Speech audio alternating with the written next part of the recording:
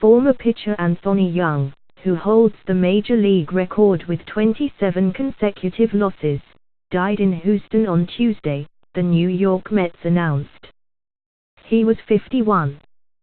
His death comes on the anniversary of his 24th consecutive loss, which broke the record, on June 27, 1993, against the St. Louis Cardinals. Former Mets pitcher Turk Vadal said in a statement that Young revealed earlier this year at the Mets fantasy camp that he had been diagnosed with a brain tumor. "Anthony was a true gentleman," Vadal said. "At this year's fantasy camp, he told us he had a brain tumor. That was Anthony. He never ran away from anything." Former Major Leaguer Lenny Harris tweeted earlier Tuesday that his friend Young had fallen into a coma.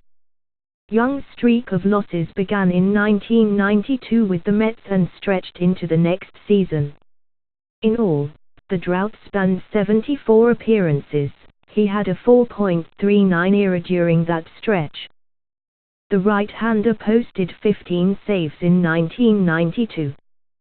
But he was 2-14 that season, then went 1-16 in 1993 for a miserable Mets team that led the majors with 103 losses.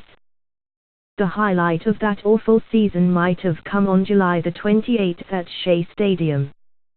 That night, Young was summoned in the ninth inning against the Florida Marlins and gave up the go-ahead run on a bunt single, putting him in position for a 28th straight loss. Instead, the Mets rallied for 2 runs in the ninth for a 5-4 victory. Young got the win and was mobbed by his teammates. "That wasn't even a big monkey that was on my back," Young said. "It was a zoo. The guys treated it like I had won a World Series game for them." Soon after ending the streak, Young was a guest on The Tonight Show with Jay Leno. Young broke the mark of 23 losses in a row by Cliff Curtis of the Boston Braves from 1910 to 1911. At one point, Young met members of Curtis' family. Young also received all sorts of encouragement and advice during his slump, with psychics often offering ideas on how he could reverse his fortunes. Young was traded to the Chicago Cubs before the 1994 season and finished with the Houston Astros in 1996. He was 15-48 with a 3.89 ERA in his 6-year career. The Mets said in the statement that Young never let his losing records with the Mets rob him of his sense of humor or his grace.